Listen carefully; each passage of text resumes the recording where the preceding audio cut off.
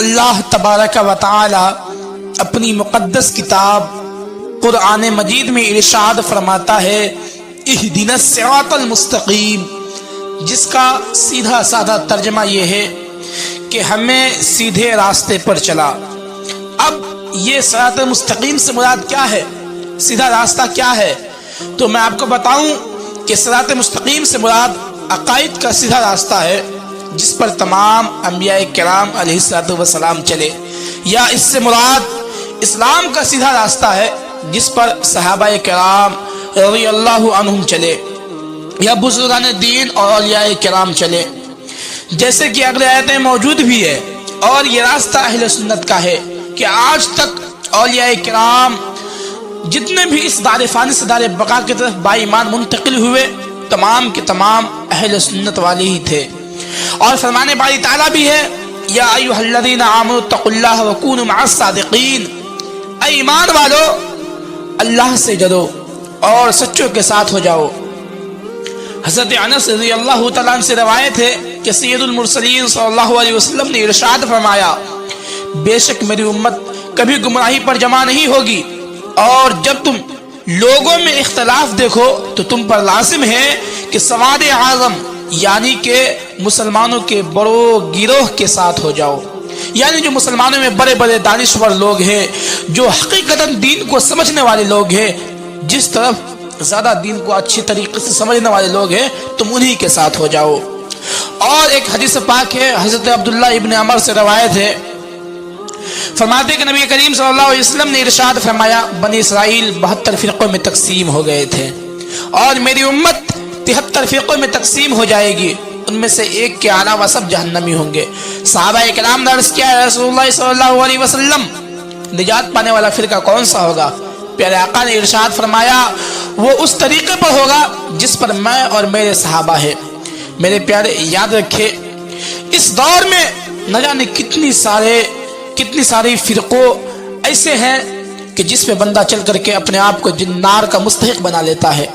جہنم کی آگ کو اپنے اوپر لازم کر لیتا ہے۔ یاد رکھے میں آپ کو بتاؤں سنیت کس کا نام ہے، فرماتے ہیں کہ سنی وہ ہے جو ما انا علیہ اور صحابہ کرام کا مصداق ہو، یعنی سنی وہ ہے جو نبی کریم صلی اللہ علیہ وسلم کے بتائے ہوئے طریقے پر، صحابہ کرام کے طریقے پر اپنی زندگی کو گزارے، سنی اسی کا نام ہے۔ یاد رکھیں میرے پیارے اس دور میں اپنی ایمان کی حفاظت اسی وقت کی جا سکتی ہے کہ جب بندہ مومن پوری طریقے سے امام احمد رضا خان فاضل بریلوی کی زندگی کو فالو کرے۔ اگر آپ چاہتے ہیں کہ حب رسول آپ کے دل میں بہترین طریقے سے داخل ہو تو لازم ہے کہ آپ اعلیٰ حضرت کی زندگی کو پڑھیں، اعلیٰ حضرت کی لکھی ہوئی کتابوں کو پڑھیں، ان کو سمجھے۔ میرے پیارے لوگ سنی کو بدنام کرتے پھرتے ہیں، لیکن میں آپ کو بتاؤں سنی کہتے ہی اسے ہے جو نبی کریم صلی اللہ علیہ وسلم کے بتائے ہوئے طریقے پر زندگی گزارے، سنی کہتے ہی اسے ہے جو صحابہ کرام کو حسب ترتیب ایک دوسرے پر فضیلت دے، سنی کہتے ہی اسے ہے جو تابعین اعظام کی عزت کرے، اولیاء کرام کی تکریم کرے، اور یہ گمان نہ رکھے کہ نبی کریم صلی اللہ علیہ وسلم کے علم غیب نہیں، بلکہ سنی اسے کہتے ہیں جو یہ کہے کہ نبی کریم صلی اللہ علیہ وسلم کو علم غیب ہے، نبی کریم صلی اللہ علیہ وسلم غیب جانتے ہیں، نبی کریم صلی اللہ علیہ وسلم اللہ کے بندے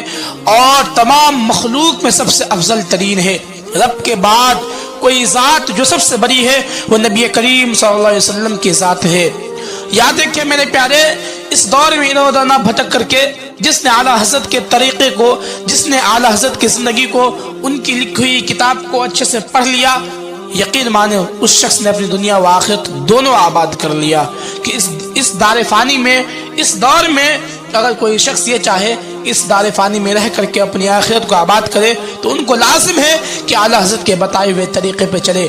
کہ اعلیٰ حضرت علیہ رحمہ کا طریقہ یہ تھا کہ نبی کریم صلی اللہ علیہ وسلم سے بہت ہی زیادہ محبت فرماتے، آپ فرماتے ہیں جان ہے عشق مصطفیٰ روز حضور کرے خدا، جس کو ہو درد کا مزہ ناز دوا اٹھائے کیوں۔ مصطفیٰ جان رحمت کے بارے میں عقیدہ اس طریقے سے ظاہر کیا کہ مصطفیٰ جان رحمت پہ لاکھوں سلام، شمع بزم ہدایت پہ لاکھوں سلام، مجھ سے خدمت کی قدسی کہے ہاں رضا، مصطفیٰ جان رحمت پہ لاکھوں سلام۔ اعلیٰ حضرت علیہ رحمہ کی ذات یہ ہے۔ یاد رکھے کون کیا بول رہا ہے کون کیا نہیں بول رہا ہے، دین کے بارے میں کس کی کیا سمجھ ہے کیا نہیں، ان تمام چیزوں کو چھوڑتے ہوئے اپنی زندگی